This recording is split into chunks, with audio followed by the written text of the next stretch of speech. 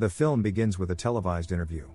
A scientist, Dr. Alice, explains to a journalist that she and her team have re-engineered the measles virus into a cure for cancer. She smiles confidently, saying that all the clinical trials so far have been 100% successful, and it feels like a miracle breakthrough. Soon, the film shifts to a very different world. The once bustling streets of New York City are empty and overgrown. Abandoned cars are rusting on the roads, wild weeds sprout from cracks in the asphalt, and vines creep up skyscrapers. It's silent and lifeless, until the roar of an engine breaks through the city. We meet Robert, driving a red Ford Mustang through the empty streets. His dog, Sam, sits beside him in the passenger seat. Robert speeds through the city like it's his personal racetrack, weaving around cars, scanning the area as if he's hunting. Out of nowhere, a herd of deer dashes across the street. Robert locks onto them, speeding after them with a rifle ready. The chase barrels into Times Square, where the deer scatter in all directions. Robert follows one into a clearing, sets up his rifle, and takes careful aim. Just as he's about to fire, a lioness leaps out of nowhere and takes down the deer first. Robert freezes. A lion and cubs appear, circling the kill. Robert lowers his weapon and backs off. Nature has taken over the city, and he knows better than to challenge it. Robert then returns to his fortified townhouse in Manhattan, carefully locking multiple steel doors and barriers behind him. The house is set up with generators, heavy shutters, and an entire basement lab filled with medical equipment, vials, and cages. Clearly, he's not just surviving, he's working. As evening falls, we see why. The city grows darker, and Robert methodically seals every window and door. When the sun disappears, he sits silently with Sam as strange and human screams echo faintly across the night air. Creatures are out there, and Robert makes sure none of them get inside. The next morning, his routine begins again. He exercises, eats, and continues working in his basement laboratory. We see he's experimenting on rats, testing a serum to find a cure for the virus that wiped out humanity. Some rats show violent aggression, mutated by the virus, while one appears calm. Robert notes this carefully, recording his findings on video logs. Later, he heads out into the city again. He patrols with Sam, hunts for food, and checks traps he's set for infected humans. Everything he does feels meticulous and repetitive, as if every action is part of a strict survival system he's created to keep himself alive in a world where he's possibly the last man left. Later, Robert walks into a music store with Sam by his side. The shelves are covered in dust, but the place feels oddly alive. That's because Robert has carefully placed mannequins around the store, each one dressed and positioned as if they were regular customers. It's his way of pretending the world hasn't completely changed, a small illusion of normalcy. He speaks to them casually, greeting them as if they're old acquaintances. One mannequin even has a name, Fred.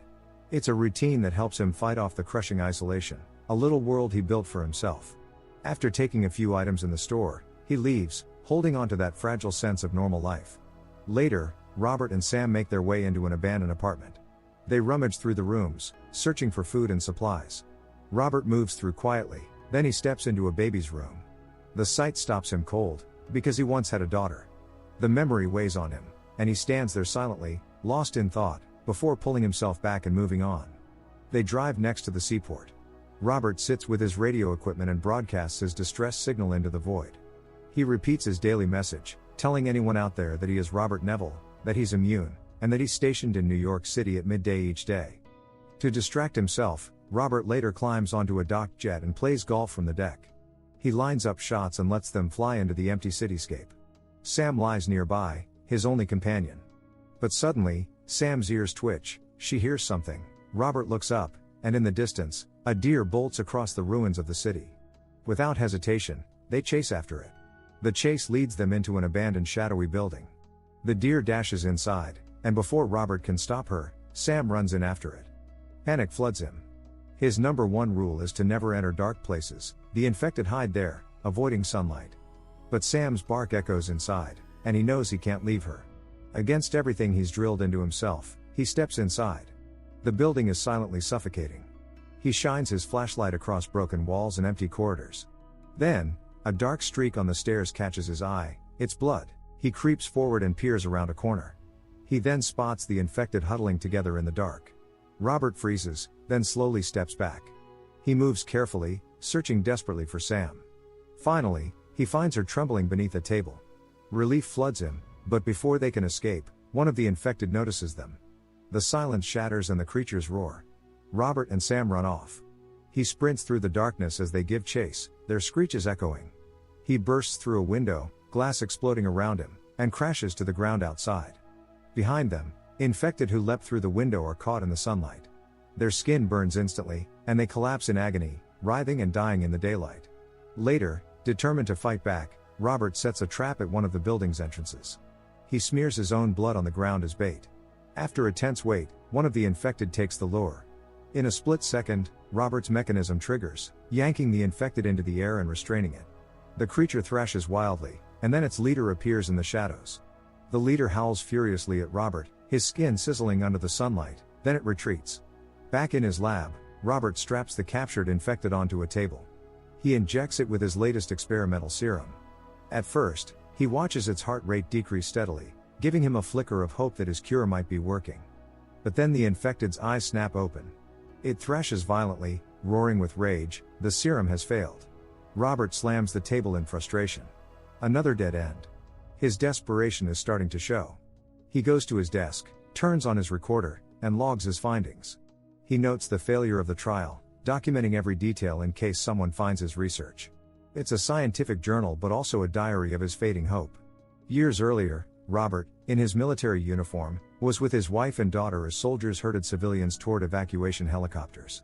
People screamed and shoved, desperate to escape the rapidly spreading infection. Robert held their daughter tightly, eyes filled with fear. Robert escorted them through the crowd, past armed soldiers, and to a waiting helicopter. He lifted his daughter inside, then his wife. He promised them safety, but he stayed behind. His duty was to help control the crisis. Suddenly, Robert wakes up in the present alone. Another morning begins. He performs his routine, watching old recorded news broadcasts and eating breakfast, trying to hold on to the structure of a normal life even as the world outside has collapsed. Later, Robert drives slowly through the abandoned streets of New York with Sam in the passenger seat. Out of the corner of his eye, something stops him coldly. There, in the middle of the street, stands Fred, the mannequin he placed inside the music store. Robert slams the brakes, staring in disbelief. His voice cracks as he shouts at the mannequin, demanding to know how he moved from the storefront to the middle of the road. He begs for an answer, his mind caught between denial and terror. Fred, of course, remains still. Robert's paranoia takes over.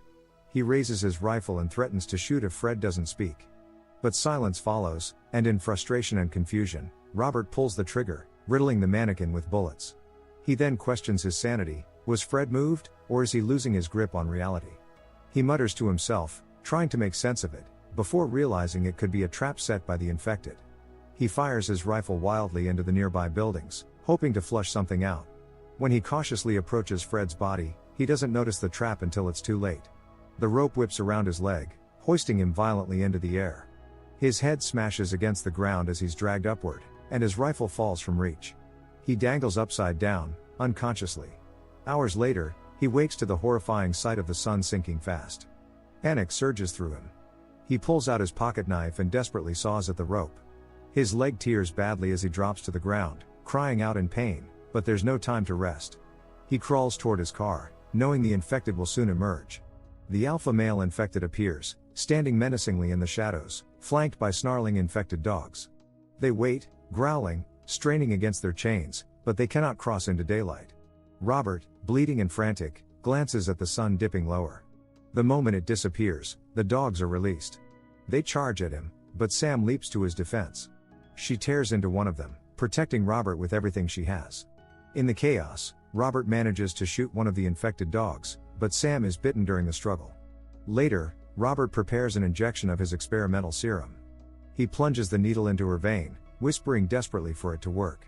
For a moment, he holds his dog, rocking her like a baby. Then he notices her fur falling away, her body trembling with the irreversible change. With no other choice, he cradles her tightly and strangles her before she can turn. The next morning, grief consumes him. He drives to the spot where Sam used to play and buries her gently in the earth. Alone now, utterly broken, Robert realizes he can't bear the silence anymore. That evening, he arms himself and heads to the seaport. He rigs a trap with gasoline and waits for the infected to swarm. As night falls, they take the bait, sprinting toward him in a frenzy. Robert floors his car and plows through them, running down as many as he can. But the mob is endless. His car smashes into debris and flips, leaving him trapped inside. The infected descend, pounding on the overturned vehicle, trying to claw their way in. Just as he's about to be dragged out, a blinding spotlight cuts through the dark, scattering the creatures. Gunshots echo, and someone rips open the car door, pulling Robert out. His vision is hazy and his body is weak. As he slips into unconsciousness, his mind takes him back to the day of the outbreak. The evacuation zone is chaos, people screaming, soldiers firing into the air to control the crowds. As the helicopter rises into the sky, another chopper loses control, spinning violently before colliding with theirs, instantly killing Robert's family.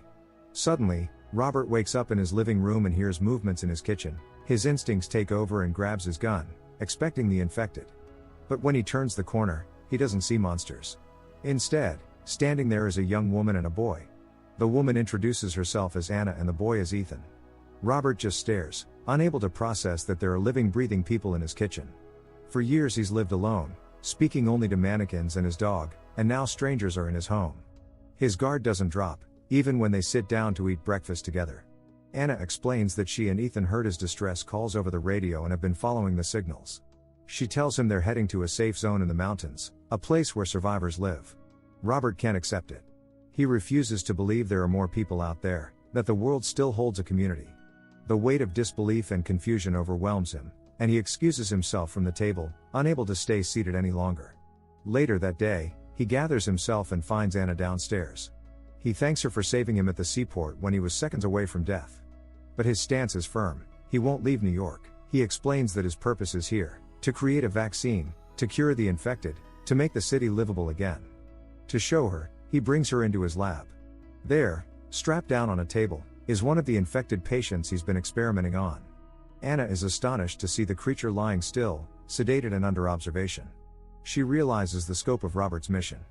As the sun falls, Robert methodically closes the windows and curtains, a ritual he's repeated countless nights. Anna chooses that moment to press him again about the safe zone, and insists it's real. She explains that she had a dream, a vision she believes came from God, showing her that the mountains are where humanity has survived. Before the conversation can continue, noises erupt outside. The sound is unmistakable. The infected are closing in. Robert races to the window, and sees them sprinting toward the house. He grabs a detonator and presses it. A string of bombs planted around the perimeter ignites, explosions ripping through the street and taking out several of the attackers. When Robert checks through the window, he finds some of them dead, but more are on the way. He shouts for Anna and Ethan.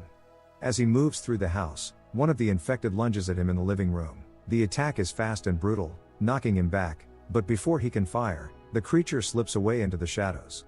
Robert hurries upstairs, rifle ready. He scans the dark hallway, then spots one of them clinging to the ceiling, snarling as it searches. He raises his gun and shoots, blasting it down. Anna and Ethan crawl out from their hiding place, shaken but alive, just as the alpha outside lets out a thunderous roar. More and more infected pour toward the house, responding to his call. With no choice, Robert rushes Anna and Ethan into his lab. Once inside, his eyes fall on the infected patient strapped to the table. The infected seems to be healing. The cure might finally be working. Suddenly, the infected finally force their way into the lab. Robert, desperate, tries to reason with what he sees. He points to the strapped-down patient. He yells through the glass, insisting that he can help them, that his cure works. But the alpha steps forward. His rage is primal and begins to slam his body against the glass, over and over, each strike louder, until the glass cracks.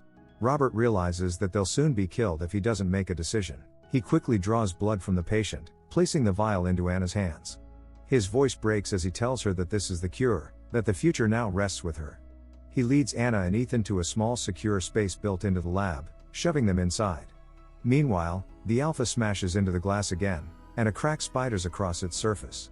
Robert then reaches for his grenade, pulls the pin, and an explosion rips through the lab in a deafening flash, destroying everything, including Robert, the infected, and the cure subject. The next day, Anna and Ethan make their way through the quiet streets until they reach the safe zone. A towering gate looms before them. Soldiers on watch scan the area, then open the gates. Beyond them lies what Robert never allowed himself to believe in, a thriving community of survivors, living together, and rebuilding life. Anna steps forward, holding up the vial of blood. Robert's sacrifice has given them more than just hope. It has given them a cure. Make sure to like, comment and subscribe for more notifications. Until next time. See you soon.